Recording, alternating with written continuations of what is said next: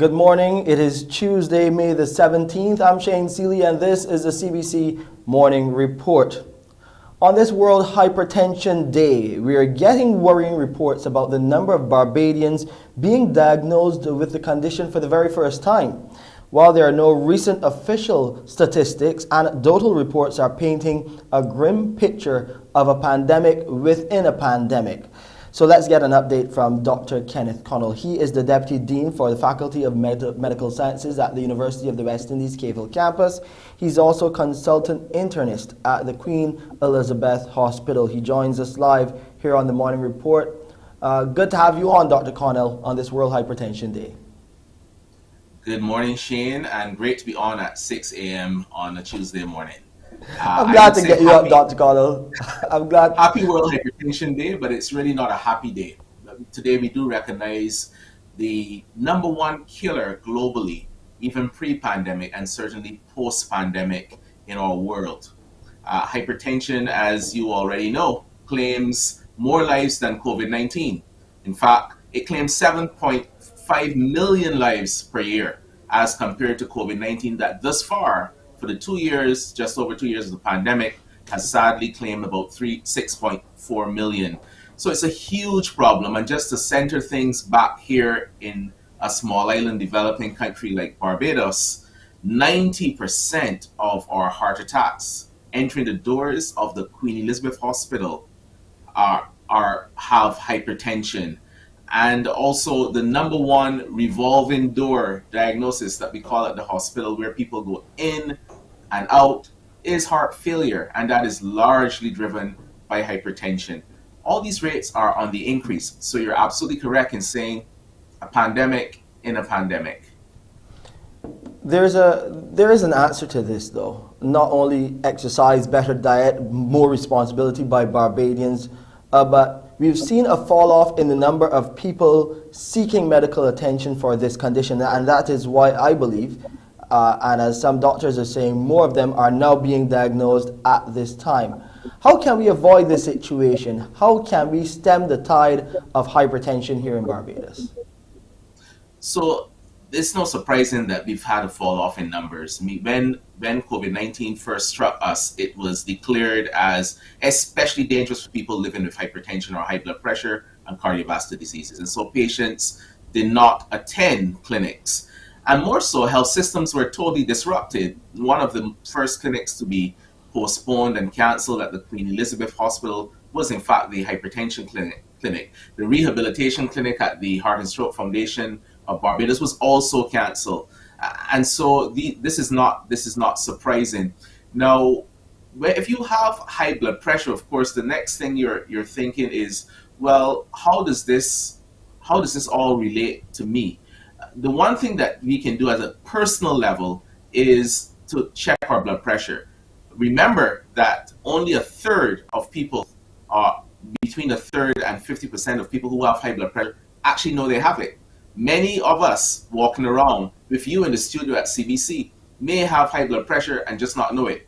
So the one simple test that can be done is to measure your blood pressure. And this year we are celebrating in Barbados, again after a pause for COVID-19, May Measurement Month. May Measurement Month seeks to go out there and measure people randomly who have or may not know they have high blood pressure, and to collect data. It's an international study. More than 80 countries are enrolled so far in May Measurement Month. Barbados is one of them. And we officially, of course, we launched today. It's longer than May this year. It's May until the end of August. Like most countries, we are quite fortunate to start our May Measurement Month with screening at State House this morning. Her Excellency, the President, has kindly agreed to an audience there, and we will be speaking about hypertension and as a symbolic occurrence, also measuring Her Excellency's blood pressure. And this is important. It sends a signal that hypertension is not just an annoying condition that's in the background simmering. It's actually the number one cause of death for us globally. Dr. Connell, are you seeing a trend where more young people are being diagnosed with hypertension? Yeah, that is actually accurate, and it is possibly because, of course, more young people are being diagnosed with obesity, and childhood obesity, which starts quite early, sets the cascade up for hypertension, right? The other thing is that although we are always pushing, and this is correct, the lifestyle changes such as physical activity and reducing salt in the diet, the number one driver in the Caribbean and the Black diaspora still remains genetic. Once those genes are switched on, usually in their mid 20s to early 40s, they don't switch back off. And so you are, if you have the genetic predisposition from birth, you can be the healthiest person. If you're going to go on to get an elevated blood pressure, then that happens. And therefore, most of those people require medication from doctors for the rest of their life, really, because this hypertension is not a cure. So yes, younger people are not only being diagnosed with hypertension, Shane, but younger people are being referred to the resistant hypertension clinic of the Queen Elizabeth Hospital, which is obviously more severe cases. And this has to do with the fact that a lot of them have very strong genetic predispositions. They're not always obese or unhealthy. They're doing the best that they can, but they just have hypertension. And the only way they know it is they went out there for an insurance, medical, or some other thing, and they got a blood pressure done. So go out there today and have your blood pressure measured. Talk about this clinical pathway, a suggestion for better management of hypertension of those living with the condition.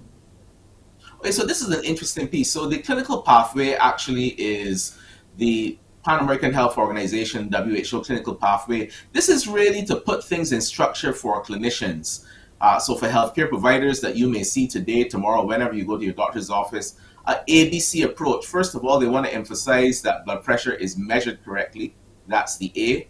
The B is that you have some determination using an app, smart technology, your cardiovascular risk, which includes things like your age and other risk factors.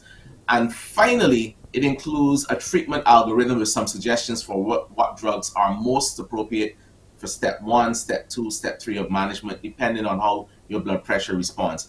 This is part of the Global Hearts program, and Barbados is a hearts country. In fact, Barbados is the pilot country for PAHO hearts, and there is now just over 25 countries just over 25 countries that are enrolled in Global Hearts. So we're excited that we led the way, but more importantly, the only way we're going to benefit from leading the way is if we really take hold of what is happening in our own country.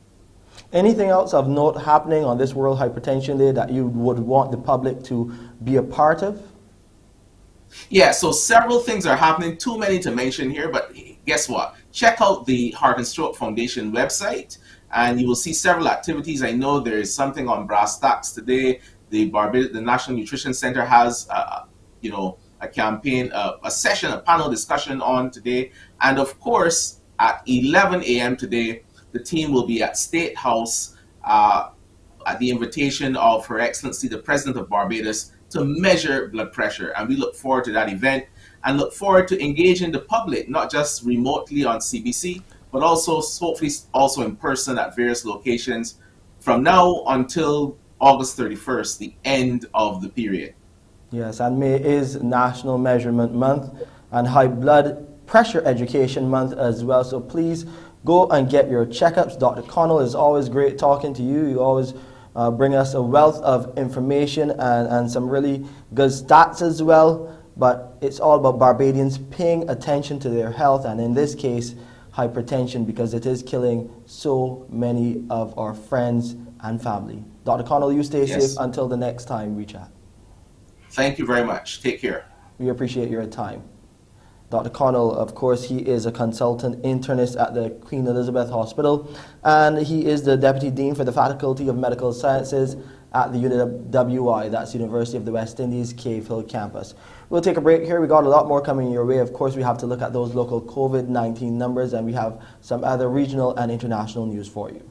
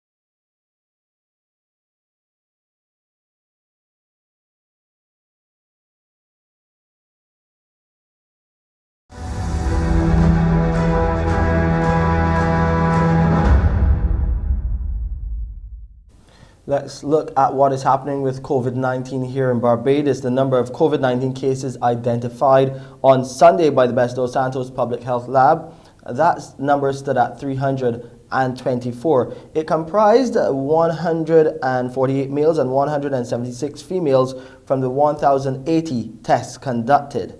Of the number, the majority, 219, are in the 18 years and older age category. There were 101 people in isolation facilities, while 4,868 people were in home isolation. Meanwhile, an 82-year-old American male passed away here as a result of COVID-19 on Sunday. As at May 15th, there were 434 COVID-19 related deaths here on the island. The North Korean leader Kim Jong-un has ordered the military to stabilize the distribution of COVID-19 medicines in Pyongyang. North Korea acknowledged for the first time last week that it is battling an explosive COVID-19 outbreak, with experts raising concerns that the virus could devastate a country with limited medical supplies and no vaccine program.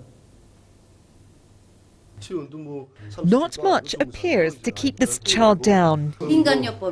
From their home in North Korea, this boy's father says he's just getting over COVID-19. For kids, they tend to move a lot, even if they have a fever, so they just run around and play for 30 minutes. The nation is experiencing what local media are calling an explosive outbreak. Until last week, Pyongyang didn't admit anything was wrong. Now, it's reporting dozens of people have died. On Sunday, the country's leader Kim Jong-un made it known he's taking the matter seriously, visiting pharmacies and wearing a mask in public, something he rarely did before. The World Health Organization offered inoculations last year, but Kim rejected it. Earlier that day, he held the third cabinet meeting in 1 week to create an action plan against the rampant spread of the virus. There, Kim criticized government officials for their handling of the crisis, saying state drugs were not reaching people fast enough and most pharmacies were in poor condition. We have shifted from the previous quarantine-oriented system to a treatment-oriented system. The most important thing in this switch is the thorough control of the situation. Although South Korea considers its northern neighbour a nuclear threat, its new president has offered to help. If North Korea responds, we will spare no medicines, including COVID-19 vaccines, medical equipment, and health personnel. So far, the most isolated nation on earth has refused outside help, leaving many relying on painkillers to battle the effects of COVID-19. But even those seem to be in short supply. The Chinese city of Shanghai has announced plans to reopen gradually after spending more than 6 weeks in lockdown and stamping out COVID-19 transmission in 15 of 16 districts. The opening will be rolled out in phases, with city authorities saying normal life will resume on June 1st. China's biggest city, Shanghai, has been at a standstill for more than 6 weeks. But the strict pandemic lockdown may be finally coming to an end for its 25 million people. Starting from Monday, the commercial center is gradually easing COVID-19 restrictions, aimed at resuming normal life from the beginning of June. The mayor's office says infections, which began surging at the end of March, are now under control. Yesterday, the number of newly discovered COVID-19 patients dropped below 1,000 for the first time, and there have been no positive case reports at the community level for 2 consecutive days. The epidemic situation in Shanghai has been effectively controlled. Restrictions will be lifted in 3 phases, starting with the reopening of some supermarkets, pharmacies and hairdressers. Some restaurants will be allowed to offer takeout, but most restrictions on people's movement will remain until next week. China is fighting its worst outbreak since the beginning of the pandemic. Coronavirus restrictions have been imposed in dozens of regions nationwide, including the capital. Meanwhile, in Beijing, authorities are continuing to ask residents to mass test every second day, I'm just lining up now for my 10th COVID test in recent weeks. People living in most Beijing districts have been asked to work from home. China's leaders refuse to coexist with the virus, and the economy is paying the price. In April, industrial output, retail spending, and urban employment all fell to their lowest levels in 2 years. Home sales are down more than 30% since last year. China's central bank has cut interest rates for first-time buyers to help ease the property slump. Shanghai's leaders say it will take time for everyone to completely resume normal life. They're desperate to avoid a rebound in infections as restrictions ease, and millions of residents in some areas remain confined to their homes. Now to the war in Ukraine, and authorities in Ukraine are saying that troops defending the country's second largest city, Kharkiv, have pushed Russian forces back and advanced as far as the border with Russia. The Defense Ministry shared this video of celebrations at a yellow and blue painted border marker. The video has not been independently verified, though. Kharkiv is the second biggest city in Ukraine and was under heavy daily shelling by Russian artillery a month ago. Ukrainian forces have since regained territory, though. Russia says it's now focusing on the Donbass region further south. Well, Al Jazeera's Asad Beg is in Kharkiv and has more details on this. Well, it shows that the Ukrainians have managed to either push back the Russian forces or that they've made a tactical retreat. And what that means, at least for the city of Kharkiv here where I am right now, is that they can breathe the fresh air. The people are out on the streets, the cafes are opening up.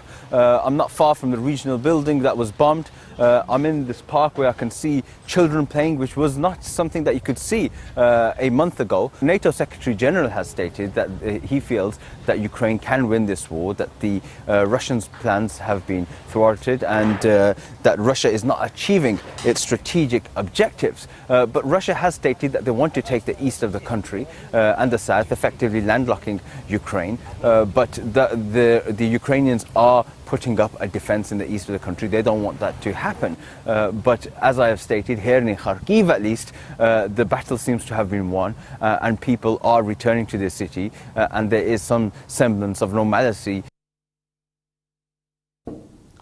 Let's go over to Wendy now at 18 minutes after 6. That's what time it is on this beautiful Tuesday morning to see what's happening on this edition of Morning Barbados. What's happening outside of Agra Fest? I know you have Agra Fest on your cards as well. Well, outside of the Agra Fest, because we'll be talking to the pig farmers, but outside of that, we're going to be having two very close men of the cloth with us this morning, the Very Reverend Dr. Michael Sniffen and Reverend Canon Eddie Allen. They're both out of New York with in Long Island, and they're Barbadian, yes, but they are looking to bring the diaspora a little closer to their church, and they've been here for some meetings. They'll tell us exactly what they've been up to and how they're looking to bring communities together between Barbados and the U.S. Also coming along this morning, because you know it is Tuesday, we spoke of Agra Fest, but we also be having our doctor on call so parents can listen in this morning to hear all about acne prevention. So details to these stories and more coming up, Shane, on this morning's edition. Something that the children have been battling with, especially during this pandemic, with the wearing of the mask and the mask knee. Yes, the mask knee. Now yep. called. Yeah, so, we'll Wendy. see. Yeah, we'll see you at 6:30, so you can tune in for that right here on TV8. But coming up in the morning report, we will tell you about some recent accusations of abuse and what two former wards have to say about that. And also, another life has been lost to gun violence in Barbados. Details of these stories and more next.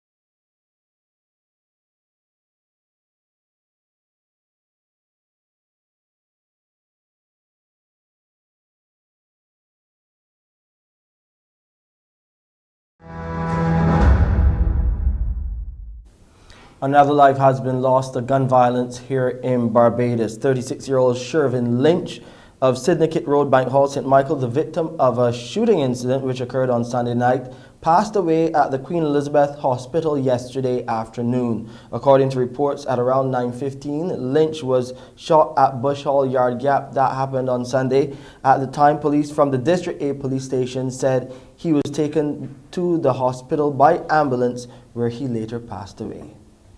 The recent accusations of abuse within the girls' industrial school has left two former wards in disbelief. They're saying the staff never hit them and may in fact have been afraid to hit them when they started to act up. Wendy Burke spoke to them to discuss some of the things that they found upsetting. This is the Barrows location of the Girls Industrial School. It is the female arm of the Government Industrial School. It's a school which has been in the media for weeks now, with lots of allegations flying left, right, center. There's now even an investigation. However, we met up with two former wards of GIS who said to us that a lot of what is being said is simply rumor. Janelle and Rashida Ned, both former wards of the Somerville, were sentenced to the Girls' Industrial School. Janelle, who was in third form, was there from 2006 to 2009 for assault and resisting arrest. She was in St. Philip and St. Anne's Fort following the fire at Dodds. Rashida spent her time in St. Philip after being committed for 3 years for wandering, her first offense, as she'd leave her grandmother's house for 2 to 3 days. When I first came in, it was daytime, like in the afternoon time. So I did not get the opportunity to go in the cell as the others stated. I went straight in. I got searched and stuff like that. And then I was with the other girls. I guess it was lunchtime around that time. So I just went straight to the mess hall with the others.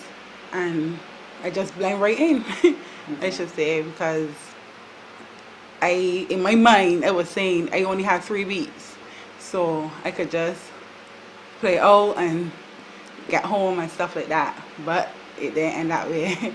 Her behavior caused a stint in the cell. After the 3 weeks and I went back to court, I guess we look at my records, I guess in school and stuff like that, and see I was always fighting and stuff like that. So then I got 3 years. After the 3 weeks, I got 3 years. So then when I went back up then from the court, it was behaving badly in the courtroom. After I heard I got 3 years, being honest, I was behaving badly in the courtroom, and the magistrate ordered me to go straight in the cell when I got back up there. You know, right? But I never, I didn't go either. I didn't went in the cell because it was like, you know, at that time I felt like, you know, it was bad and stuff. So I said, nobody can put me in the cell, nobody can put me in the cell, and stuff like that. So the principal of the school, he came like a week after and placed me in the cell. And when he placed you in the cell, nobody but him can take you out. People are talking about this cell situation. When I was placed in the cell, I was never placed in the cell naked because it was not suicidal. Okay? I get different reasons for being in the cell. You'll be treated differently. You understand? So if you're suicidal, you can't go in there with any clothes. If you're going in there for bad behavior, fighting, or disturbing the other girls or whatever, you'll be placed in what we call a SMART, right? You will be placed in the cell in a SMART. Still won't be able to get any sheets or anything like that, which is fair. Janelle also went to the cell and explained how it functions. I had gone into the cell with an underwear, but that would have been because you could harm yourself with your clothing. So I would understand. I know it might sound harsh for people out there, but it's just not that you're just dumped there and this what how they treat you. You know, you get your 3 meals a day, and during the handover, staff will come and check to make sure you're okay. And you get your baths, you get your 2 baths the same way. So, you know, it's a kind of time for me. It was a time that I really understood it, now that I'm older, because I remember reflecting, because it was just me with 4 walls. And somebody would share the cell with a girl too. Somebody don't always be by yourself. And then after that, you know, some girls were punished after, but then sometimes they were going to sell with clothes on.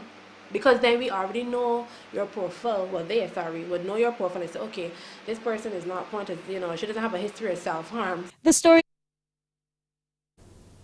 Wendy Burke reporting in that story from the government industrial schools there. Let's look at what is happening in sports now. It was Barbadian Jonathan Jones against fellow Bajan athlete Kyle Gale at the Big 12 Track and Field Outdoor Conference Championships in Texas.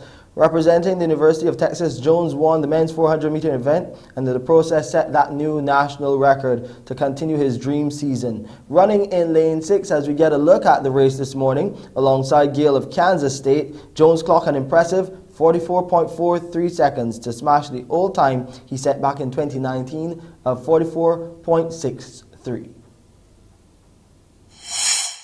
Let's see Jonathan Jones and Richard Kirkendall of Oklahoma, who in the prelims, a little bit further off there. Not the best time Jonathan Jones has run, but he certainly is capable of winning this event. Prelims, Richard Kirkendall ran the best time at 45.37. Kyle Gale of K-State had the second best time at 45.60, and Willington Wright in third from Texas at 45.45. Right, and the lanes are chosen based on those seat times, so Jones has not really given himself the best advantage here in running a slower time. He's in lane 7, but keep an eye out for him. That white headband in lane 7 is Jones, your favorite. Dylan Bedell and Kyle Gale surrounding him on either side. Jones trying to make up the stagger on Bedell. Coming into the home straight, it looks like Jones has a slight advantage, but I think it's going to be close. Down the home stretch, Jones has put some space between himself and the rest of the pack. Kirkendall behind in second, but Jones will take home the Big 12 title, and Texas will pick up number 1 and 3. 44-43, a new Big 12 meet record for Jonathan Jones. Smashed that meet record, which was 44.69. Jonathan Jones just broke a 22-year-old meet record for the Texas Longhorns here at the Big 12 Championship. Jonathan, you just broke a 22-year-old meet record to become a Big 12 champion. What's running through your mind right now? Just thanking my coach repeatedly in my mind right now. Flo knows. I'm just happy. That's all that's going through my mind. Take me to the last stretch where you really separated yourself from the pack. I did exactly what Flo wanted me to do, executed it exactly how he told me to, and I just knew I have my 800 strength. I did the 800 indoors and a little outdoors, and I was like, I got the strength, just take it out, and whatever happens, happens. If I die, I die. And I didn't die, so I'm happy. Well, Jonathan, you're a Big 12 champion. Congratulations. Thank you. Well said, he gave it his all, he didn't die, and he brought home yet another title there for himself in the Big 12 Championships. Jonathan Jones, we wish you all the best in your future endeavors there on the track. Meanwhile, Gale finished in 6th with 45.77 seconds after clocking a personal best in the prelims, and that time was 45.60. Congrats to the Bajan boys there. Let's look at the weather now. Temperature on the outside right now, 26.6 degrees Celsius. It's partly cloudy and windy. The relative humidity stands at 82%. The barometric pressure is 1015.5 millibars this morning. And those winds, yes, they have picked up coming out of the east at 37 kilometers per hour. And that's it for this edition of the CBC Morning Report. I'm Shane Seeley. I'll see you at 7 with headline news. Up next is Wendy Burke with Mornin Barbados. Wake up, wake up, wake up, wake up. Barbados, get up. Good morning, Barbados, good morning. Good morning to you. Good morning, morning, morning, morning. Good morning to you. Good morning, morning, Barbados, good morning. Good morning to you. Good morning, morning, Barbados, good morning. Wake up, wake up, wake up.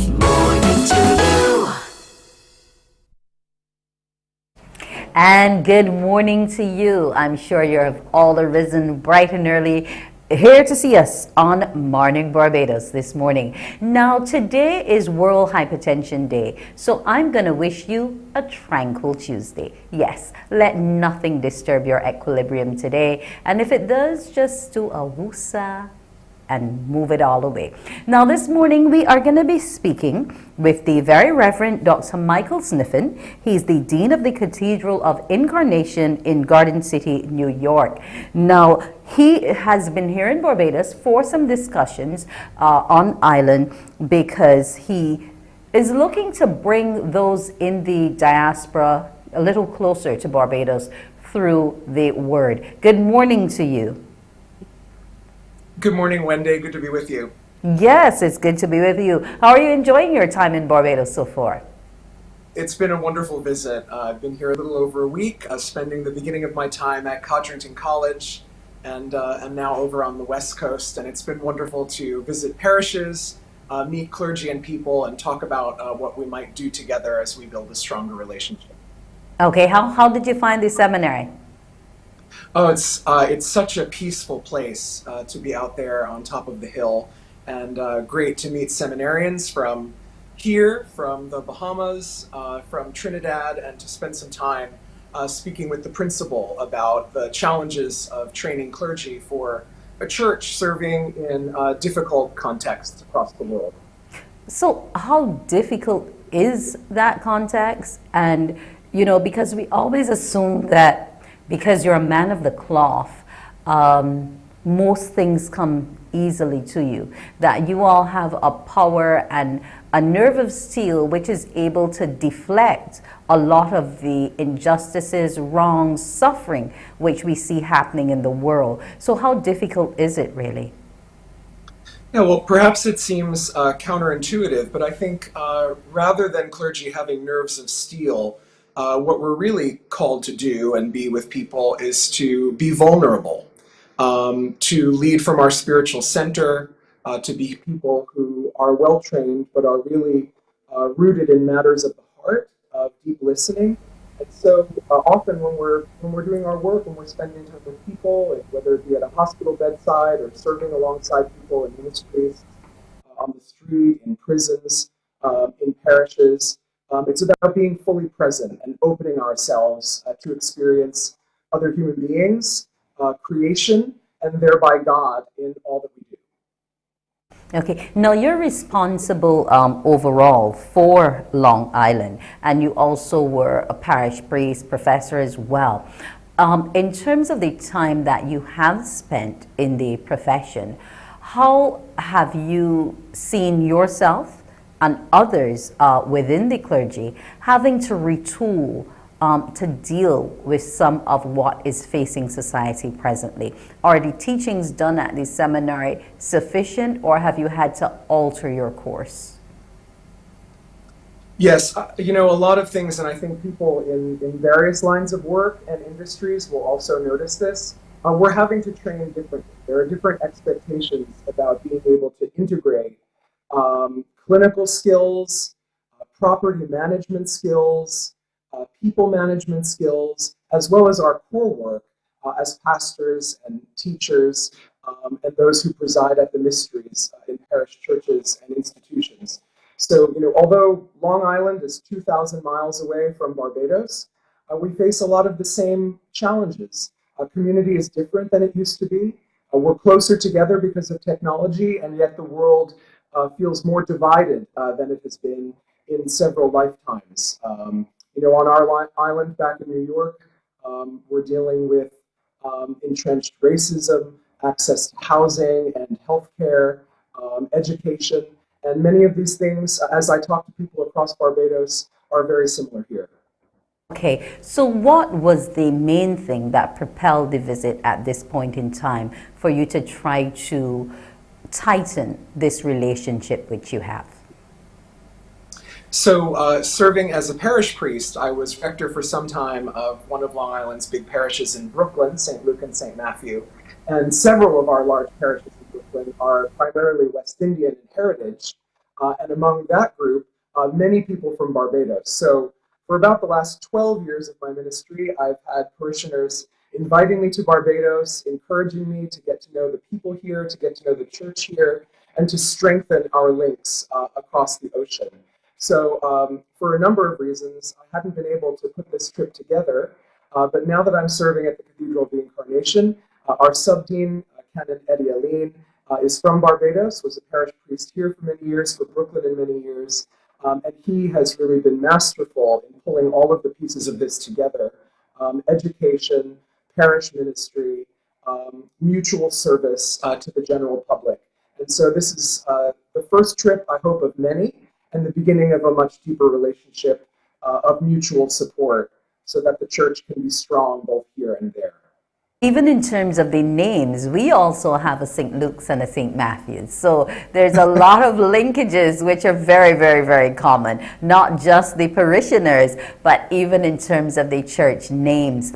Now, forgive the terminology, but I am going to play devil's advocate. There are some who believe that the Anglican Church is more or less not as deeply rooted in the community as, say, our Pentecostals and some of the others, because you see them doing more on the ground community type service in terms of taking care of the elderly, the indigent, the homeless. And some are of the opinion that, you know, all the Anglicans do is just to worship. You go to church at a set time, you leave at a set time, but we don't see what you're doing. What are you doing? Yes, so I think that's a fair critique, Wendy. What's probably most visible are the rituals of the church, the buildings, the beautiful worship filled with music. But of course, at the heart of all of that worship is intended to send us out into the community to serve with sacrificial love. What I was talking about in the cathedral here on Sunday, that the model of love that Jesus gives us is to lay down our lives for one another. That if we have more than we need, that we're sharing that with others who do not have what they need. So as I visited a number of places here in Barbados, St. Gabriel's School to talk with students, some parish outreach centers, I met people on the ground worshiping in parishes who, because of their faith and what they discover about God in worship, are doing all they can throughout the week to serve their neighbors, whether they be right next door or across the island or across the world.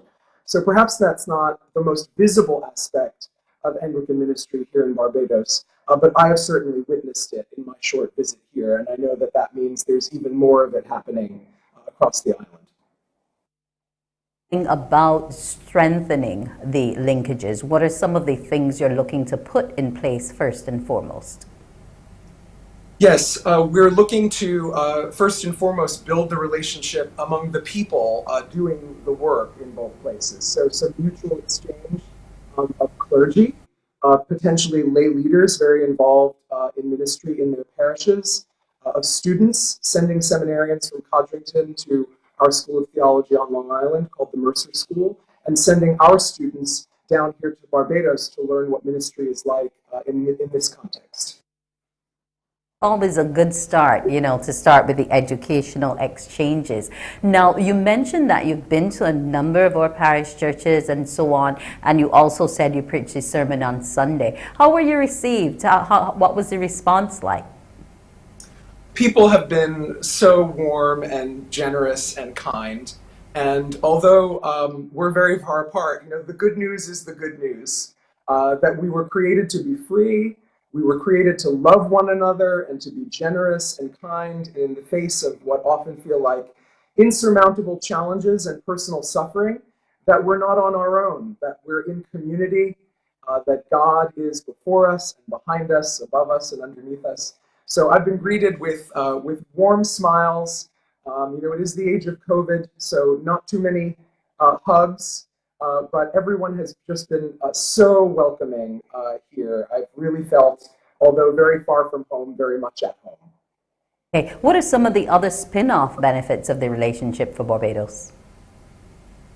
Well, I think because we have so many people who grew up in Barbados living in Brooklyn and Queens, which are the two most populous counties in our diocese, that home on Long Island, people love to hear what's happening at home in Barbados. So I think there'll be lots of other spin-off benefits over the coming years. And I think whenever an exchange that goes below the surface, that goes to the level of deep sharing and mutual support, that people discover how similar we are across vast distance.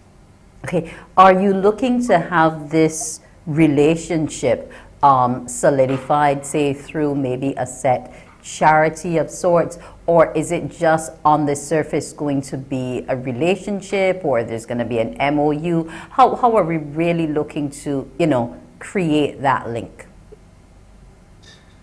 Yes, I think, there's a tradition in the Anglican Church of having what we call diocesan partnerships across long distances for this very purpose of mutual support.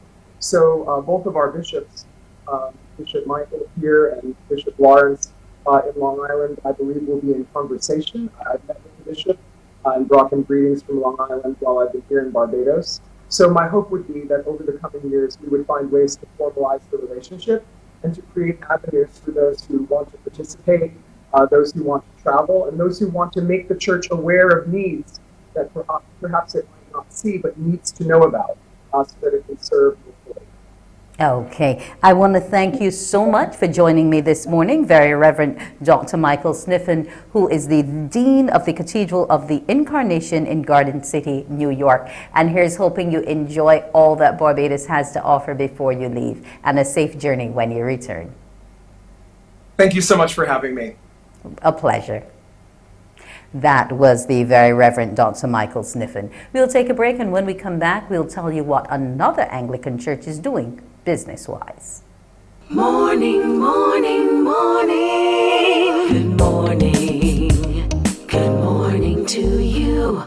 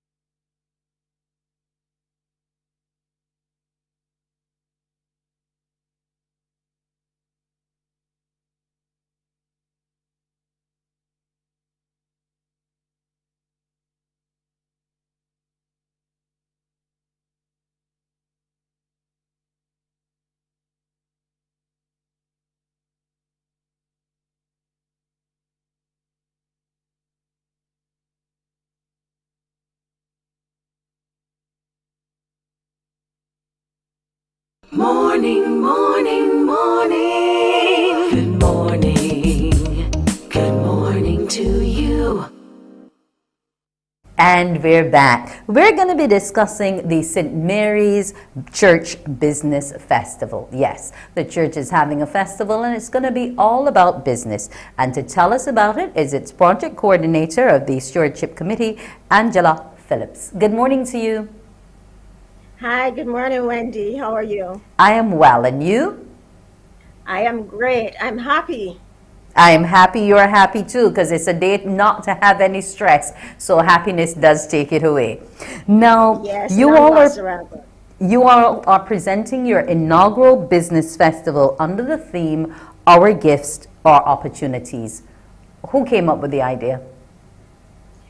Actually, during COVID, you know that a number of persons would have lost their jobs. And we noticed that people were getting involved with what we term cottage industries, small businesses. So we decided that with Rogation coming up, we wanted to reach out to our congregation to find out what was happening, how they were feeling, and where they were at in terms of COVID. So the stewardship committee, we got together because that's part of our mandate to deal with the congregation. So we got together and decided we were going to have a festival. Well, it started out to be just one day. And then we decided, well, look, instead of just one day, let's have 2 days so that the congregation would be able to expose their businesses and their talents. Because as you know, Rogation is about offering up your talents and your gifts in prayer. So that is how it came about. Okay, and we're looking to do it on the weekend of the 21st and 22nd, which is this weekend. So tell us how the entire event will unfold. Will it all be within the church's yard? Will you be using the nearby square? Exactly where? Well, we're going to be using both inside and outside of the church because there are a number of businesses that are being set up, services, because we call it business because there are a lot of professional services that we're going to be offering. And as I said, we're going to have booths set up on the outside tents, and within the church itself, a number of services will be displayed. Currently, we have about almost 30 businesses who have already signed up to be part of this event. Okay, and are they all church members or have you reached out to the wider community? When we started, it was to get our congregation to expose their businesses. Because as you know, sometimes you are at church, you don't know what is going on within the congregation, who's doing what. So it started out like that. And then we extended it to the immediate families of the congregants.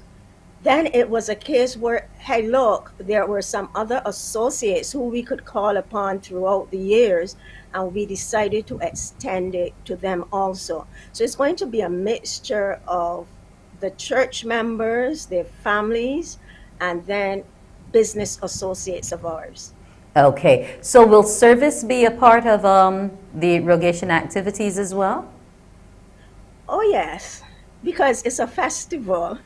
But let me start with Saturday, because on Saturday is when we get the festival going. We're going to be, both days are going to be from 10:30 until 4, but we're going to have the official start at 11 o'clock on Saturday.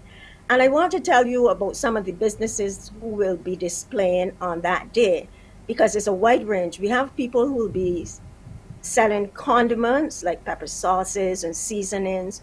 We have a sports bar who will be displaying their services. We have fashion designing, wedding planning, household and personal effects. We have video production. We have photo restoration. We have someone who will be dealing with cameras and security and the PA system. Someone event furniture rental. We have site clearing and site inspections. We have carpentry, plumbing, electrical engineering. We may even have a pharmacy on board.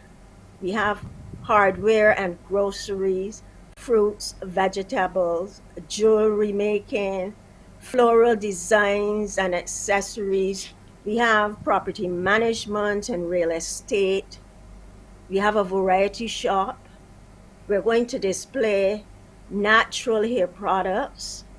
We also have Smiles Photography, and we've invited someone to deal with natural noni tonic. So all of these businesses, and like I said, there are going to be about 30 of them will be set up. That is then going to run into Sunday, and we're going to be having our festival service. That starts at 8 o'clock, and we're inviting everybody to be there. Protocols in place, as you know. With us that morning will be the Right Reverend Michael Maxwell, the Bishop of Barbados. He will be the celebrant for that morning. And we're asking people to come and you stay for the shopping. Okay. Now, you know, once upon a time, that was a no-no. Once you went to church, and then you kept the rest of the day peaceful and serene and reverent. But it just goes to show that, you know, God is in the midst always, and I guess he's also alongside these businesses.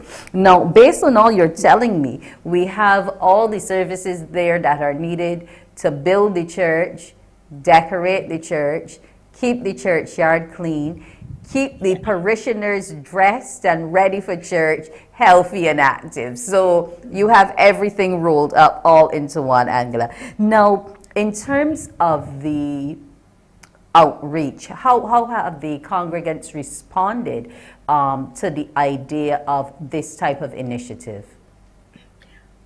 The good thing about St. Mary, and I mean, like all churches, you do have to do a little pushing and tugging, but they do come on board. And as I was saying earlier, it's not a case where it's a fundraising effort for the church. It's a give back. It's to make congregation feel good about themselves, because that's what stewardship is about. And we believe that if we get our people on board and we get our people feeling good about themselves, they're going to in turn feel good about the church. And this is what one of the initiatives that we have started to do. We would do it before, but they would just display. But now is an opportunity for them to be able to sell their products and their services. And it's not just about being there. We want the persons doing the displays to be there to answer any questions, to tell you about the products that they're having. And coming out of this, it's not just for those 2 days. Coming out of this, we are going to have a business directory. So everyone who's displaying on that day, we're going to get all the information so that that is available to church members and the outsiders. So that at any point in time you want a plumber, the first person top of mind should be a plumber within the church and part of our associates. So that is where we are taking this initiative. Okay, well, that's good to know that you're looking to have these services shared among the congregation so that they can all help each other, because that's what it's all about in terms of brotherhood, sisterly love, and all the like. Now, in terms of individuals coming, there's no entrance charge. Are you taking donations for the church, anything like that? No, it is free to the public. So we want everybody to come, as many people as possible, because we have a lot of lawns at St. Mary. And like I said, we are going to be using both inside and outside. So there is enough space for people to turn up, walk with your money, and come for the fellowship and the fun. We're also going to be having some entertainment. And because it is within the church, our entertainment package is going to be up by a resident organist, a canny, and he's going to be doing not only the hymns that we know, but his repertoire is so diverse. It's going to be, you will be hearing country music, you'll be hearing Western, you'll be hearing classical, and even some pop, from what I gather. So it's going to be a perfect day. Let's hope that the pop isn't popping too loudly, because we wouldn't want to be irreverent around the priest. No. Not and at this all. will be on the Saturday and not the Sunday for sure. Oh, okay, good. The clarification then, we understand fully, given it's the Saturday and not the Sunday. Now, coming out of it, and you're doing the directory, but outside of that, is there any more that your committee, the stewardship committee, sees that needs to be done and that you're planning on doing going forward? Yeah, exactly. The thing is that now that COVID has eased a bit, one of the things we found, we haven't yet gone back to 2 services because people are gradually coming back out to church. The committee, what we did, we took the register of our congregation and split it up. So each person is responsible for calling up those members who you have not yet seen out to church but people are gradually coming out. One of the other things that we do, because we used to be able to do like fellowship on mornings before the services start. We cannot do that, but we are asking people. One of the things we want to do is to split the church also into 4 groups, so that you sit where your group is, so that if you're having any activities, you become a part of that group. You want to feel welcome. And one of the good things that I find that is happening with the Canon Isaac, is that he knows everybody by name. So he is able, it's like a family affair on Sunday mornings. So those things help to bring people together. And we're having a give back, because we collected some funds during the Lenten season, and on the 26th, we've invited 2 charities, and we're going to make donations to them.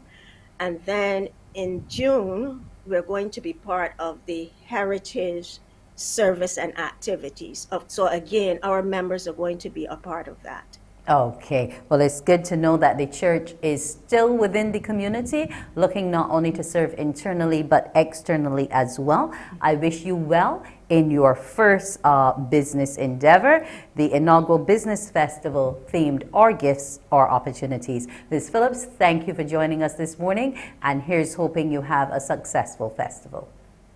Thank you, and I expect to see you there.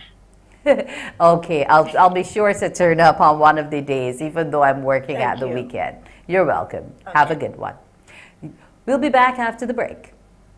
Morning, morning, morning. Good morning. Good morning to you.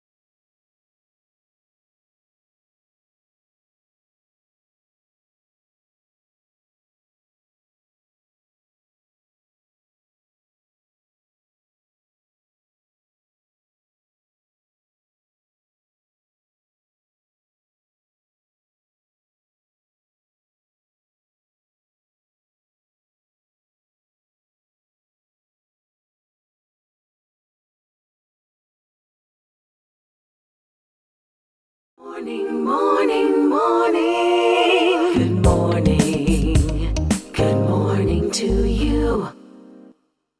And we're back. Yes, as we can see, it's going to be a robust weekend coming up. Not only is the St. Mary's Church going to be out and about, but also we're going to be in the city for the season of emancipation. But to update us now on what's going on in the world of news, Shane Seeley.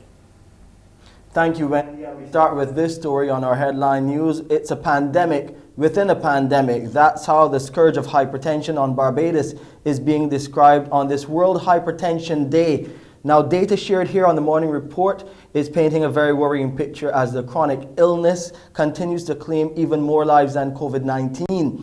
We're learning that between 1/3 and half of the local population is most likely living with hypertension or high blood pressure unknown to them. Deputy Dean for the Faculty of Medical Sciences at the UWI Cave Hill campus and consultant internist at the QEH, Dr. Kenneth Connell, also reveals that almost all heart attacks registered at the hospital are linked to the condition. In a small island developing country like Barbados, 90% of our heart attacks entering the doors of the Queen Elizabeth Hospital have hypertension. And also the number one revolving door diagnosis that we call at the hospital, where people go in and out, is heart failure, and that is largely driven by hypertension.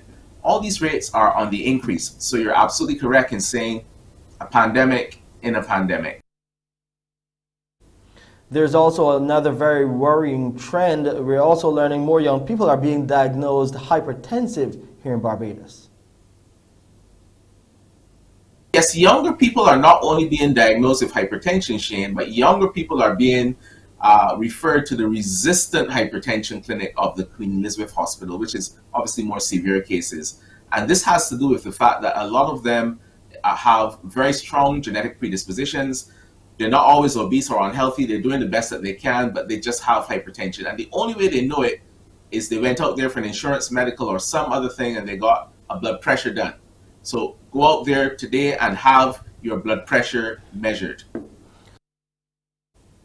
And with this month being dubbed May Measurement Month, activities are being launched today at State House, where Her Excellency the Most Honorable President Dame Sandra Mason will be setting the example for the nation getting her blood pressure checked.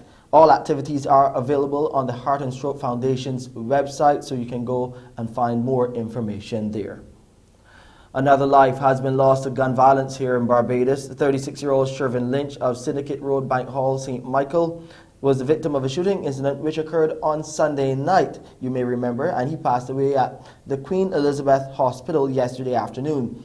According to reports, around 9:15, Lynch was shot at Bush Hall Yard Gap, critically so. At the time, police from the District A police station responded and said he was taken to the QH by ambulance, where he later succumbed to his injuries.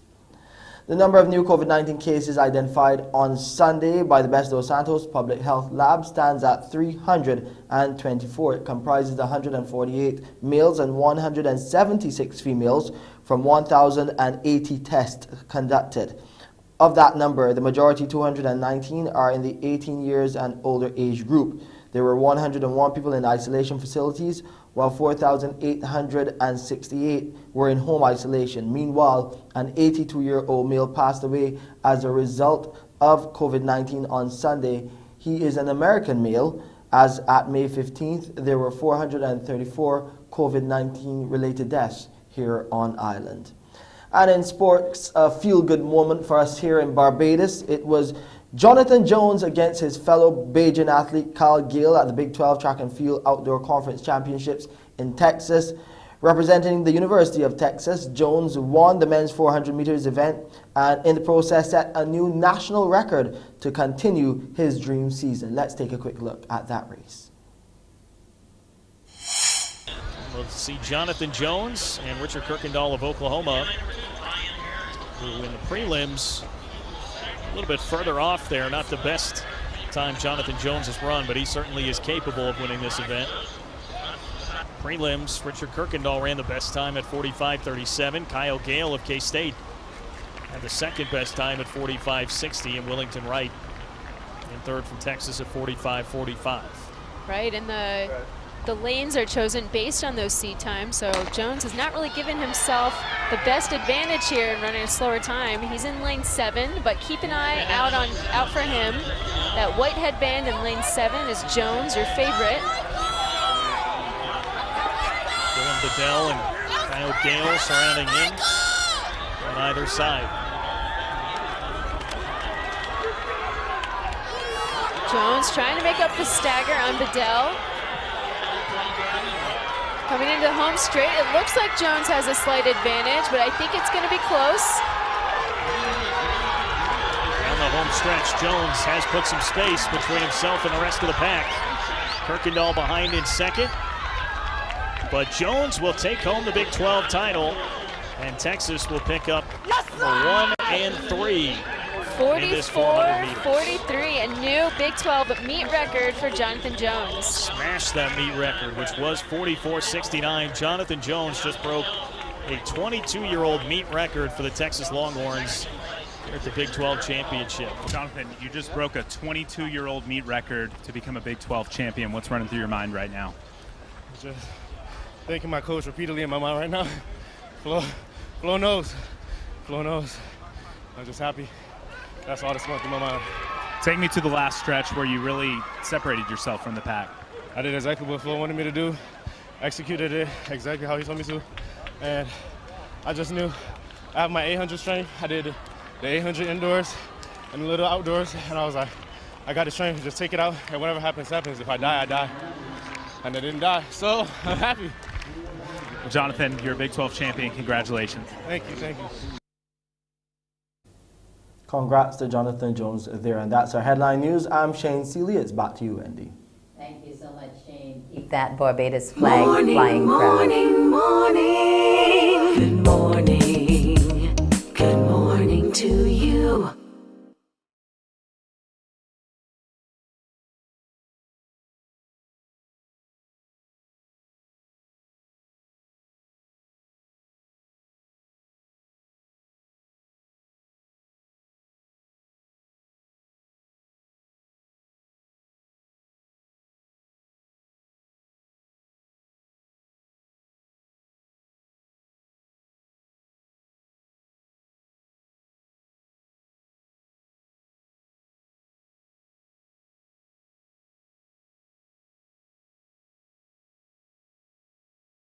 It's time for Spell It with Pediatric. Are you going to spell it in 30 seconds?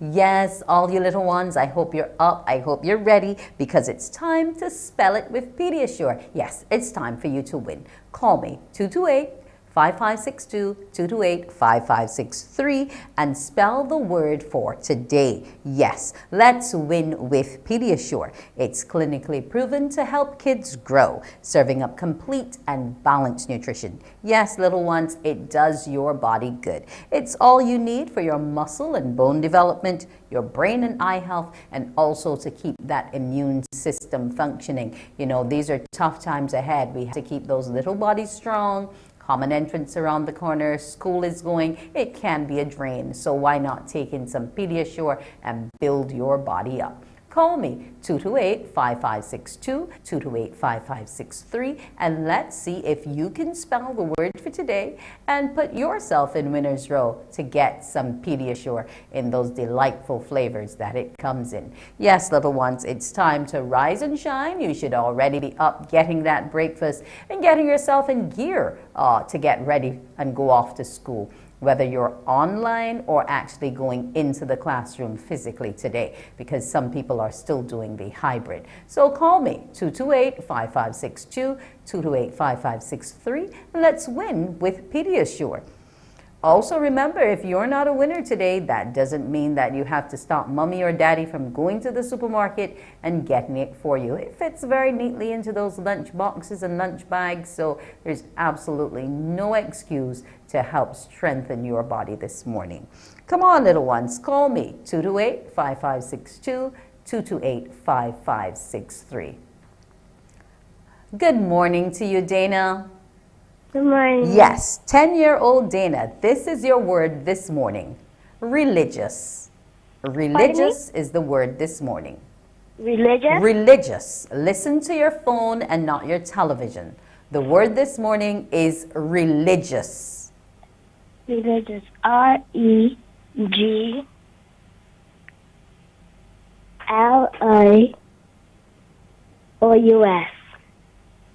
Okay, I'll give you one quick try again because your 30 seconds isn't gone. Religious. R-E-L-I-S.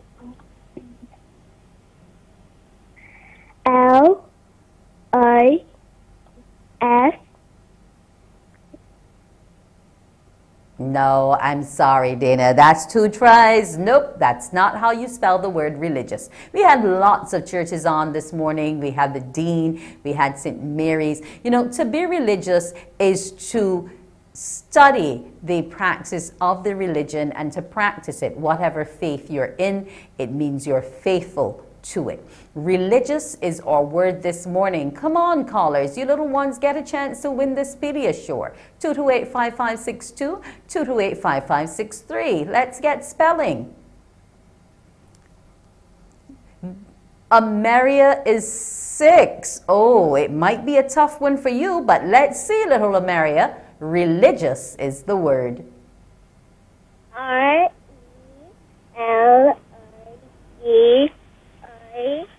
RELIGIous. Religious. I can't hear you clearly. One quick try again. Let's go. Religious. RELIGIous.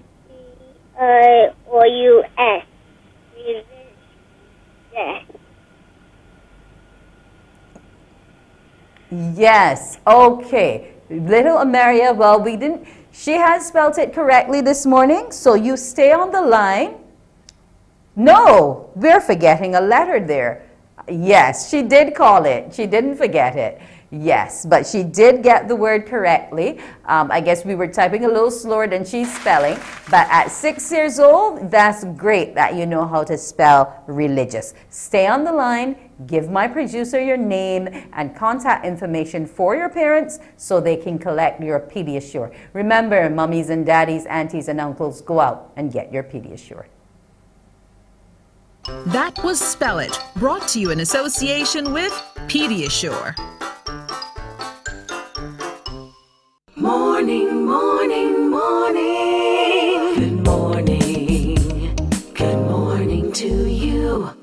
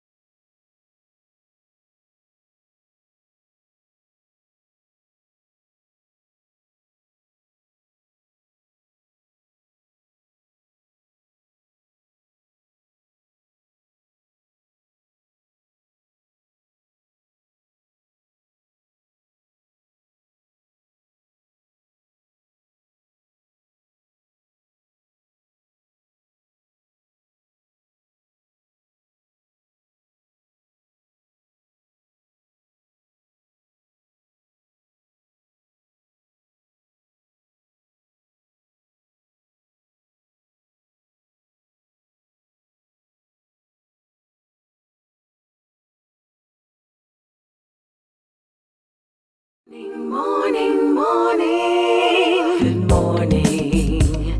Good morning to you. We're back and Agra Fest is back too. After a 1-year break, we're going back to that big agricultural extravaganza in the Queen's Park. One of the groups who are on board for this is the Barbados Pig Farmers Association. And we're joined this morning by its president, Mr. Henderson Williams. Good morning to you. Hey, good morning. Pleasant good morning, Barbados. Wendy, how are you? I am great, Hendy. What about you? I'm doing well, doing well. Great to know. Now, the pig farmers are on board yet another year. We're just wondering how things are going to be in terms of the displays and the competition, given that it's now 2 days instead of the 3, and given that we have a little less space working with because of the absence of Weymouth B. Right. Okay. Well, again, Wendy, as you are well aware, because you have been involved with Agra Fest for a very long time, and certainly you brought along a lot of entrepreneurs in the past. So the format has not changed significantly.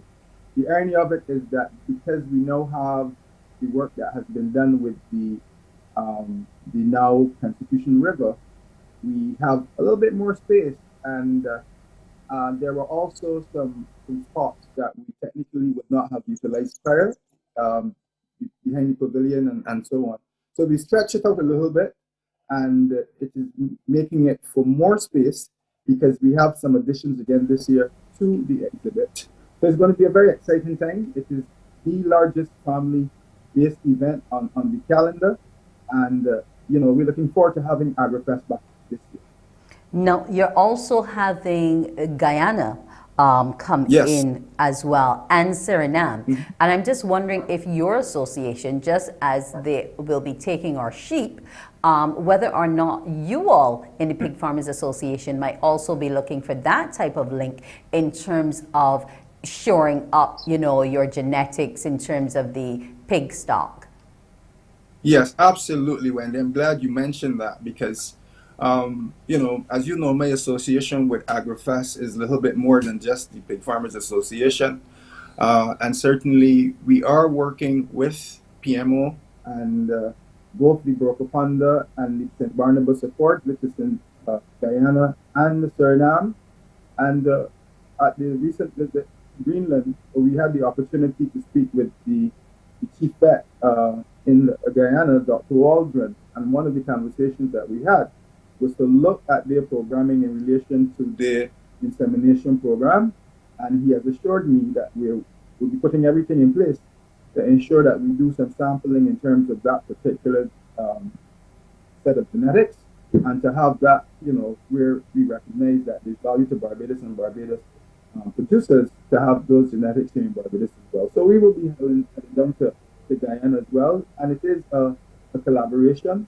The whole trust, particularly with the Guyana Suriname initiative, is really going to be adding value to AgriFest, but certainly not only to AgriFest, because there are a lot of other little pieces that come in, including the food terminal and the collaboration not only with the black belly sheep, but there is a long list of other things that we're going to be sharing or expertise with Guyana and vice versa on. So there's a lot happening in that regard. And we're going to see all of that at AgriFest. We're going to have the opportunity. We're expecting no less than 50 exhibits from Guyana. There will actually be a pavilion, a Guyanese pavilion, and all things Guyana will be there, including the collaboration that they're having with Export Barbados. And you will be seeing a whole set of Guyana Gold in Barbados.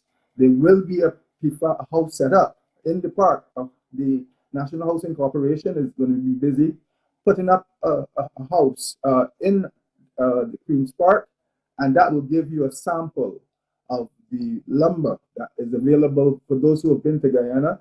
For those who don't know and have heard about it, you'll get the opportunity to see what Guyana lumber is all about in that house that will be at Agra. Okay. And I'm sure maybe perhaps some of your pig farmers as well might be looking at some of that said lumber to help with the construction of your pens. Now, oh, absolutely. How many of you will be exhibiting this year, and is the competition in terms of the pig judging going to be the same? Yes, I want to again reach out to all of the pig farmers in Barbados, not only the ones from the BAS and the Pig Farmers Association, but all pig farmers to come and participate. We have a tremendous amount of time and fun when we exhibit in the park, and what it does is that it brings out the best that Barbados has to offer. We have a lot of varieties in Barbados in relation to pigs. Some people don't know that, but what the exhibition does is that it gives us the opportunity, it gives Barbadians the opportunity to celebrate what we have here on island. And sometimes we get a snippet of some of the other things to come. So, we anticipate that this year we're going to be having no less than 150 exhibits locally, and then that is going to be twinned with the Guyanese exhibits, which is going to be about an average of 50 persons or more. So a lot of persons are going to be there in the park. Again, we are going to ensure that all of the protocols are followed. I know some of the advertising was suggesting that you had to be vaccinated and you had to have a recent PCR test.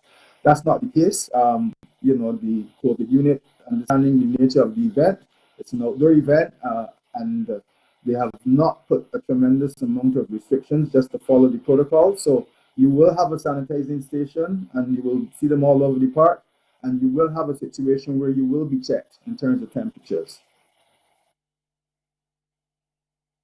The size of these boars and sows are usually very large because we know they're well fed. But now you all are facing a situation where the cost of your feed has risen tremendously. How is that going to impact on participation of the farmers, and how is it impacting you generally? Right.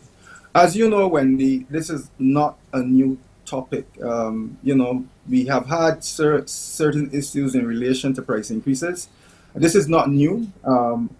And for farmers, I know, there have been some exchange in media in relation to, increasing price of feed and what that means for the industry. It is a challenge. It is a challenge for everyone. But at the end of the day, my view is that we are resilient people. Barbadians are resilient. And whenever there's opportunity for us to stand up and show our muscle, we do that and we do it well. So the feed prices is a concern, but we didn't want to jump out there and say that we're going to be increasing or there's going to be an increase in pork by 15 or 20% and that kind of stuff without first getting all of the information. I've learned that it is important that if you're going to come to the public, that you have as much information as possible. And in recent days, I've had a conversation with the president of the BAS, and he's given me the assurance that given the conversations that we've been having with Minister Ware, that he will be putting something in place in terms of working to, again, try to grapple with what is happening with the prices and try to minimize any increase. So it's a continuous effort. We are always in negotiations. Before we had the pandemic and after the pandemic and during the pandemic, we have been having conversations about what we needed to do. The producers on island understand our challenges and they continue to work with us. And certainly persons in terms of the major people that we supply, they also understand the challenges and are working with us. So I don't believe that you're going to see a smaller pig as a result of maybe whatever increase we would have faced recently, 8% of what have you. We will continue to work together to ensure that the industry continues to be viable, and the assistance that will be coming from the Ministry of Agriculture and the Minister and this government certainly will continue to ensure that we have a viable industry. Okay, I am happy to hear that because I did not want to see smaller pork chops on my plate, Hendy. Not at all. Not at all. No, we're going to invite the public to just come out on the 29th and the 28th from 9 until 9 to enjoy this family fun extravaganza. There'll be something for the kids, entertainment, mixology, all you can think of that's Barbadian, and now we're adding Guyana and Suriname to the mix as well. So folks, come on out to Queen's Park on those days. Thank you so much for joining us this morning, Henderson Williams, who is the president of the Barbados Pig Farmers Association. Have a great morning. Thank you. Yes, Agra Fest, it's in the air. Go on out and be a part of it. We'll be back after the break. Morning, morning, morning. Good morning. Good morning to you.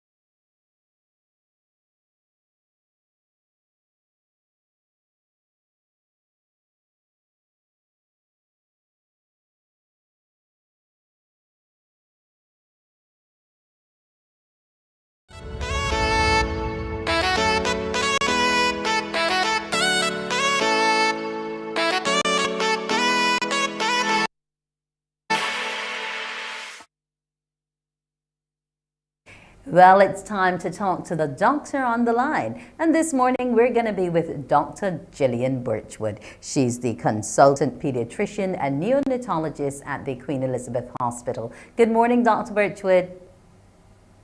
Good morning, Wendy. How are you doing today? I am love good those colors. today. Thank you so much. Now, we're talking acne today. That thing, we talked about puberty the last time, and now this is one of the things which is very pervasive during puberty. Let's break it down. What is acne? Yes, I thought we should talk about acne because it is so common, as you said. About 85% of teenagers get acne, and it can be so distressing for them. But when we're talking about acne, as you said, it's really important to know what it is. Acne is actually an inflammatory condition in the skin, and it is caused by a combination of factors. And it's really important to understand what causes it, because then when you're discussing the treatment, you'll understand why the treatment is working. So the first thing that is associated with acne is the development of what we call comedones. And comedones are built up of oil and dead skin cells on the surface of the skin, deep down in the pores where hairs grow out of our skin. And those can become inflamed, and then we can have bacteria developing in them, which worsens the inflammation. And then when that happens, you can see the swelling on the skin. And this is what really acne is. Okay, now who gets acne? So acne is definitely most common in teenagers, but it can occur in children of all ages and well into adulthood. As many people know, it's not something that necessarily disappears just when your teenage years are over. You have people in their 20s and 30s and even older getting acne for different reasons. And newborn babies can have what's referred to as acne, even though it isn't true acne like you get in adolescence. So it can definitely affect a wide range of people, men, women, all ages, and people of different races. So it's quite common. Okay, now what are some of the common causes of acne? Well, this is something that some of it is well known and some of it is not quite so well known. So we do know, for example, that teenagers are much more likely to have acne because they have increased circulating hormones that are in the group called androgens. And those androgens stimulate the production of more oil in the skin, deep down in the pores. They also increase the amount of the dead skin cells that you have deep down where the pores are. And so this is one of the reasons why teenagers are more likely to have acne. But in some cases, acne can actually be associated with medications. Certain medications like steroids, for example, can actually cause acne. Or if people are using hormonal treatments, that can be associated with acne. And in rare cases, very rare cases, it can be caused by a hormonal imbalance. For example, if you see extensive acne in very young children, it can be a sign of an underlying, much more severe hormonal imbalance. And that's one of the rare medical causes.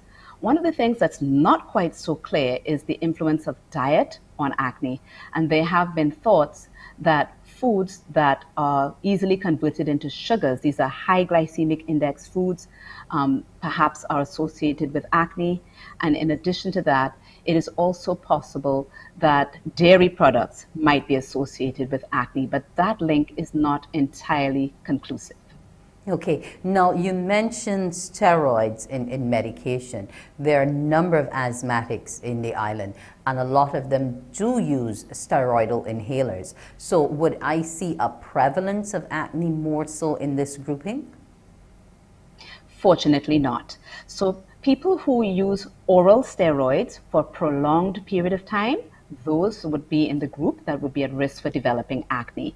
But certainly asthmatics who may take short courses of steroids to control a flare-up, and asthmatics who take inhaled steroids would not fall into that group who would be more likely to develop acne. Okay, now let's talk about what it looks like, because each person with acne presents differently. There's some who have some very large, inflamed looking pustule type bumps on the face. Yes. Others are a little darker, others are a little red. You know, are they different types, or is it all about how you are made up as an individual that determines how it looks? So you're quite right. There are different types of acne. So there are people who have what we call comedonal acne. And if you can see there in the picture, a comedone, as we would have mentioned earlier, is where you have a buildup of the oil and the dead skin cells deep down in the pores where the hairs grow out. And if that's completely blocked up, you will see a white plug, and that's called a whitehead. If it's open, but there's all that debris, it tends to change color when it's exposed to the air, and then you have a blackhead.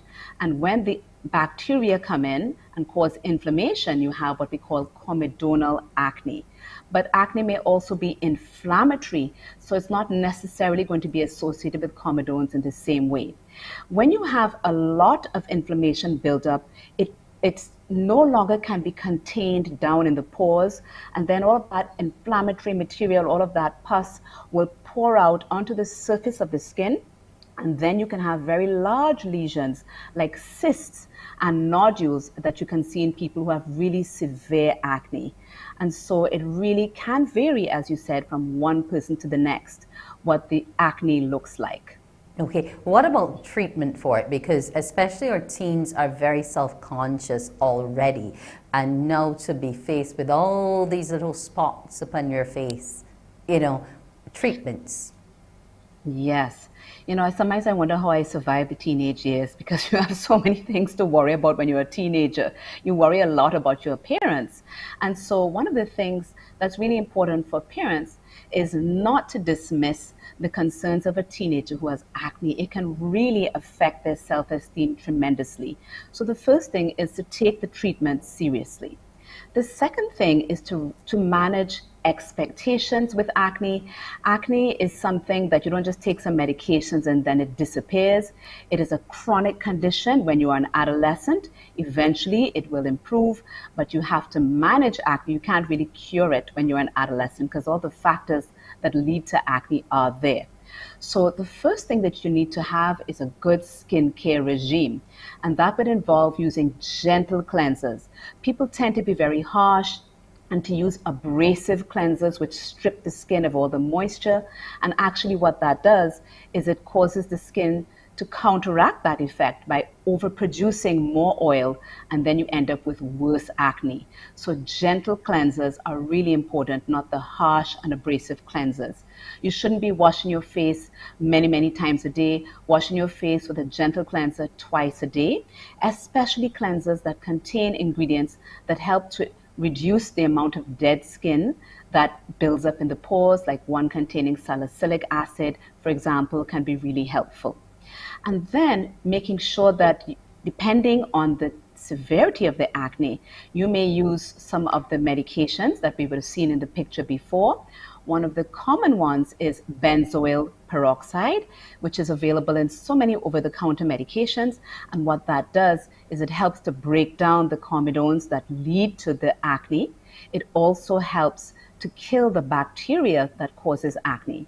Another type of medication that is very popular nowadays is the group called the retinoids, and these are actually derived from vitamin A, and they are very effective because they break down the comedones, which cause the acne. They reduce the amount of dead skin cells. They open up the pores, and in doing so, they kill the bacteria that like to hide down in the pores that cause the acne. So that's very effective if you have mild to moderate acne. You may sometimes need to use antibiotics as well on the skin, and many of these medications are available as combinations. So you might have a combination of like benzoyl peroxide and an antibiotic, or retinoid and an antibiotic, and they work really well together to address the different factors that contribute to acne. And then there's Accutane, which is an oral medication. It is a type of retinoid, and that is reserved for the most severe form of acne. It is a medication that comes with many warnings, and it can be safely used. It's very effective, but it can have certain side effects that people must be aware of, and definitely you have to be counseled by your doctor before you decide to use a medication like Accutane. But there are very effective treatments available both for existing acne and also to prevent the development of acne.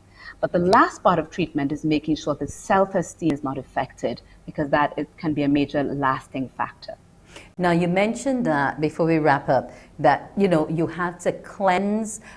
Just reiterate that for our little boys out there. Remember, we were talking about them before. Men seem to think that you don't have to wash your face or water is just enough. Yes, cleansing is extremely important, because if you don't cleanse, you're not going to remove all of that extra oil and all of that debris that has built up there. And so gentle cleansing twice a day is part of a good skincare regime.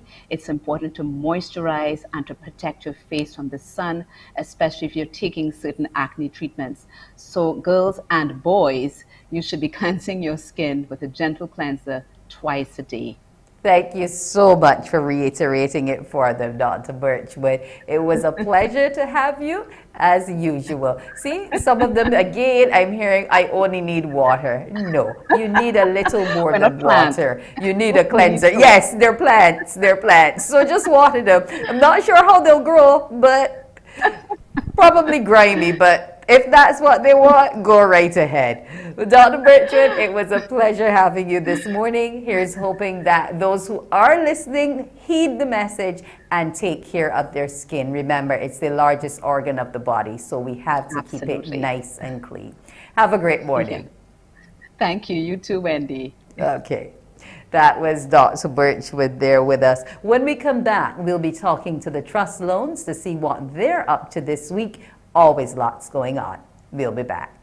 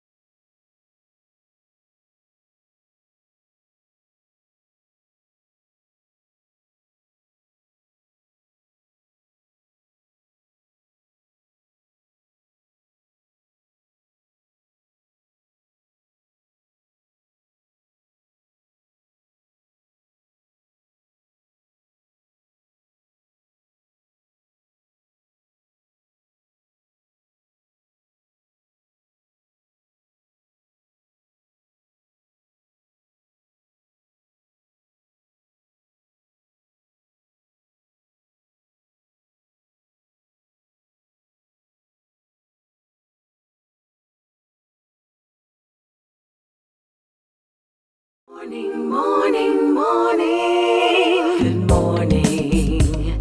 Good morning to you.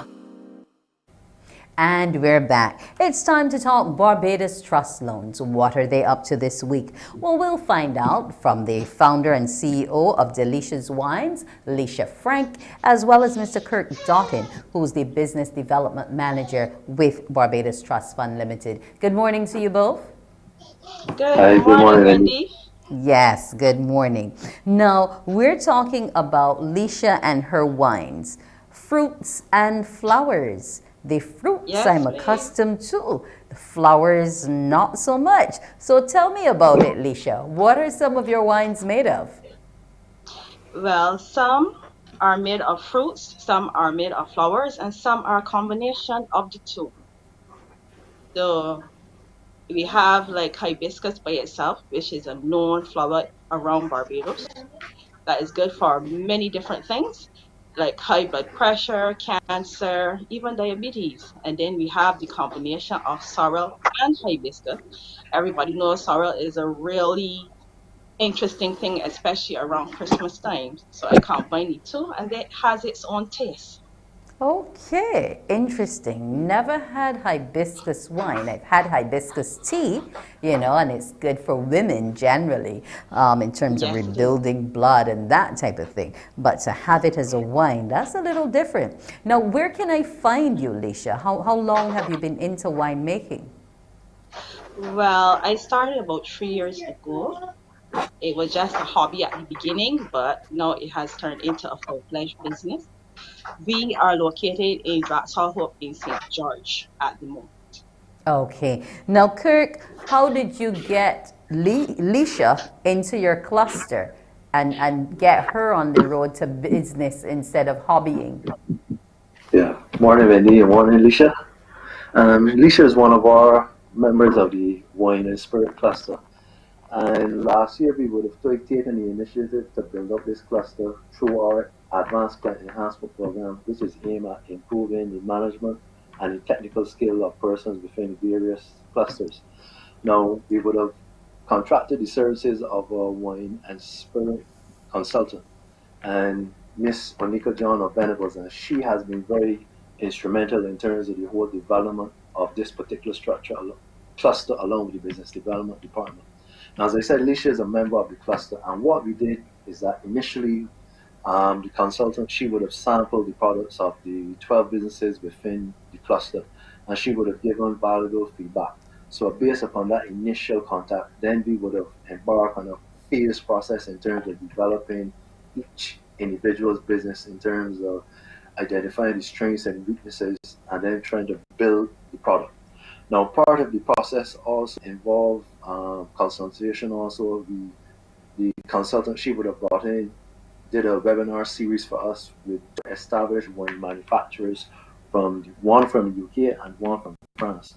And it focused on the basic manufacturing process of wines and great wines, and also the sanitary conditions, because at the end of the day, the whole objective is to build the capacity of persons within the cluster to bring them to a level of export. And bring them to the level of export. Now, that part I find interesting, that you went as far as you possibly could in terms of getting those expertise. How have you found since that webinar the general improvement of the product offerings of the members of your cluster? How has it ramped up, Kurt? Well, the enthusiasm has been there from everyone, and I can see that everyone in the cluster has been cooperative with the mindset in terms of improving the product, in terms of, as I said, we're taking them towards the export. And after that process of having the consultation with the webinar, we would have moved them to the point of having the labels assessed by our ministry partner, the BNSI, whereas they would have assessed the labels and given us also recommendations in terms of having the labels designed to meet international standards. And through another cluster that we have, which is the digital cluster, we would have gotten the feedback from the BNSI, and then we would have passed the information on to a graphic designer within our digital cluster, and they would have developed the labels according to international standards. And then the next phase would have been having the products tested by the Barbados Analytical Services, which all of the persons, some would have been tested already, would have passed through that process, but the majority of the other persons within the cluster there would have been tested and would have been successful, and they have all the necessary information as it relates to their product in terms for the labeling process. Now, the next phase we want to continue, whereas it is we're going to be focusing more now on getting persons, equipping them to market the product.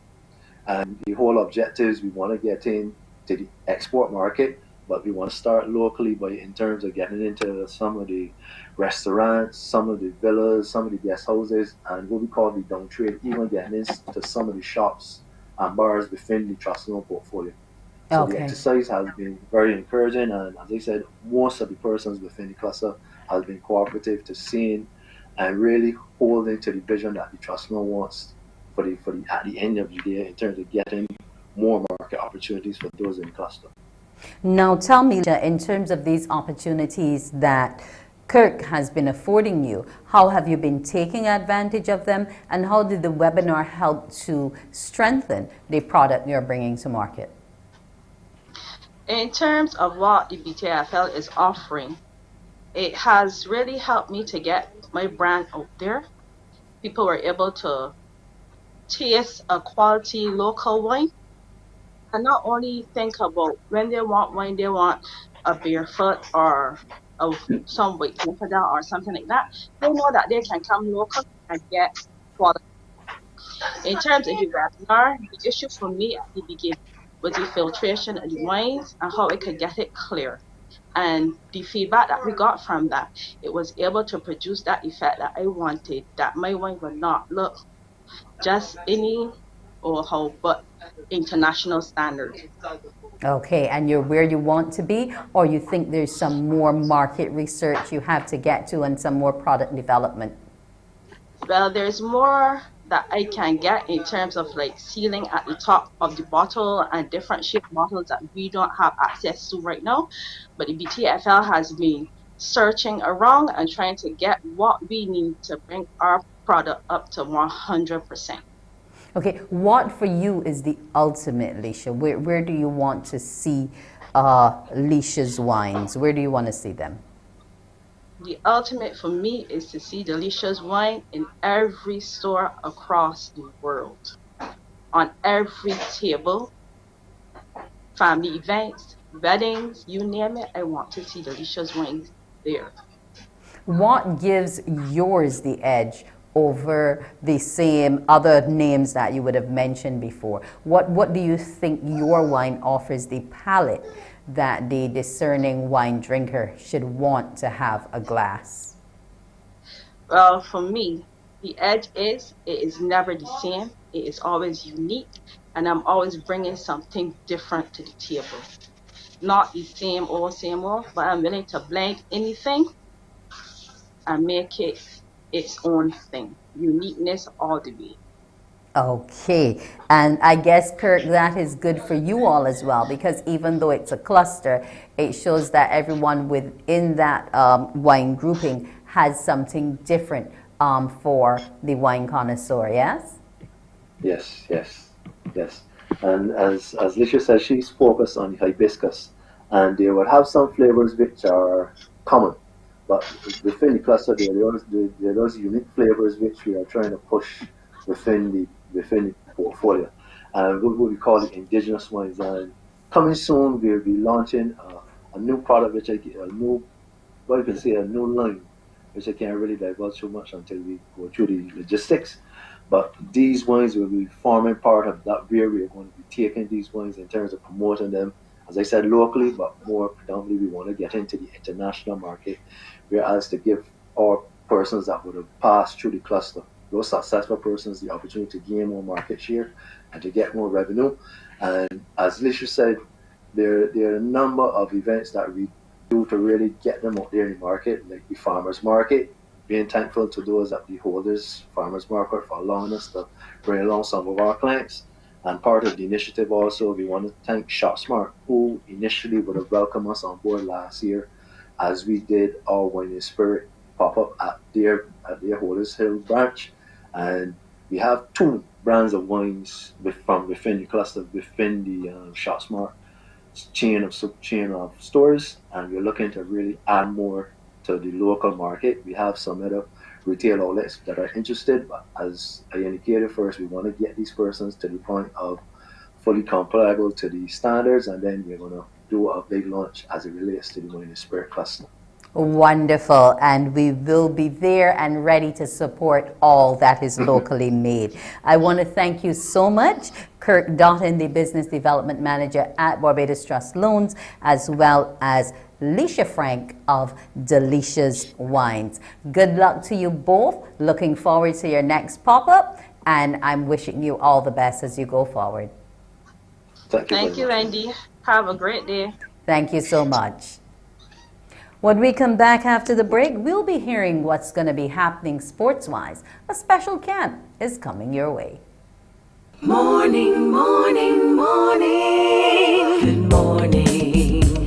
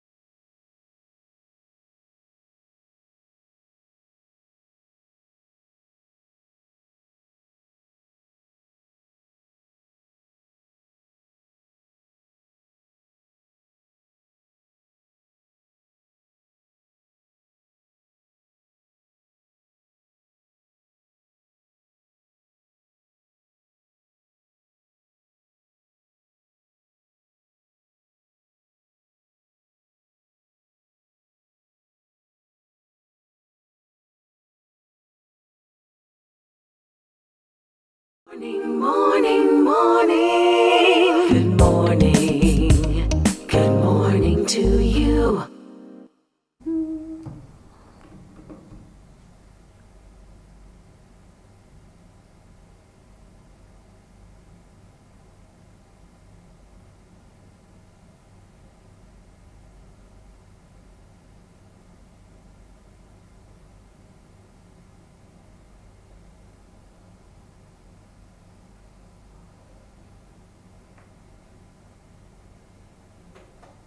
And we're back. Good morning to you. Yes, sorry for that pause there in our transmission. But I'm going to be talking now to Mr. Wayne Dawkins, who's the founder and CEO of Phase 1. He's in Toronto, Canada, as well as Phoenix, Arizona. And Wayne is starting a special camp with us today, that of basketball for the youth. Good morning to you, Wayne. Hey, good morning. How are you doing? Yes, I'm doing well this morning. Now, your camp gets going from today. Yes, at the Wilde Gymnasium from 4 p.m. until 6:30. Now, why did you decide to bring a camp and at this time? Well, you know what? It was an invitation. Patrick Tanis, he saw some of the work that I was doing to help young people get back into sports after the pandemic, and I was just in Jamaica and I was in Africa just before, and so Patrick reached out to me and said he'd love for me to come and see Barbados basketball and help him get it started. Now, are you a former player or are you just a coach? I played, and but that was many years ago. So if I told you how long ago, that it would probably be, in terms of playing, it's probably not even relevant anymore. But for the past 30 years, I've been coaching, running events, and developing a lot of young players that have gone on to become successful, professional players, and and just use basketball in a very positive way to change their lives. Okay, and in terms of the changing of lives, is that why you focus on youth mainly, and is it at-risk youth or all youth? Well, it's all youth, and when you consider some of the things that are going on in the world right now, I mean, all our youth are at risk, just in varying degrees. But the focus on youth is because the investment in youth really is the future, and not to be cliche about it, but that is the reality. And I think sometimes when things are in this world, like war and all things that the pandemic are going on, and the adults, sometimes we lose focus of the young people and their needs. So this is really just an effort to really let the young people know that we haven't forgotten about them, and we haven't forgotten about their passion, their needs, and their goals and dreams. How can I get to be a part of the camp? We sent some information out to register. It's free. It's an identification camp, so it's not going to be too intense. So it's something that's suitable for any level, but it's between ages 13 and 19, and we're there from 4 to 6:30. We'll be there today and tomorrow. You're welcome to just drop in. I'm not sure what our number is going to be like. Hopefully, we won't be overwhelmed. We are preparing for a pretty good sized group, so.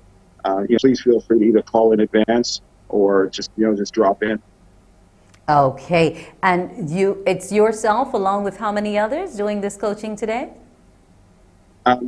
We have a group of staff that's here locally, and plus some volunteers, some young men that I got a chance to meet. Some really good young players that I got a chance to meet that will be helping us. So we should have a sufficient staff of anywhere about 8 to 10. So we'll have lots of hands-on attention for the young people.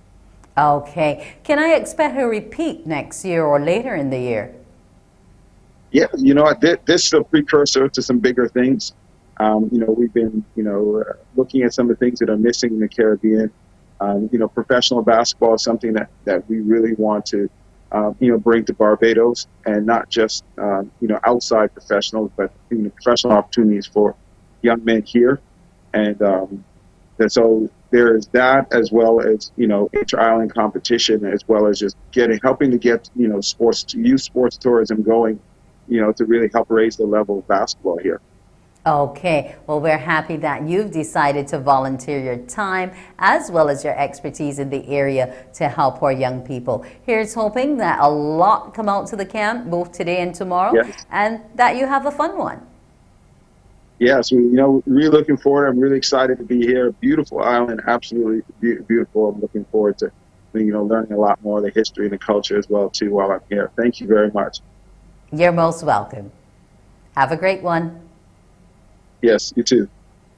That was Mr. Wayne Dawkins, who's here to do a free basketball camp. Feel free to take your ones out to the Wilde Gymnasium this evening and tomorrow from 4 until 6:30 p.m.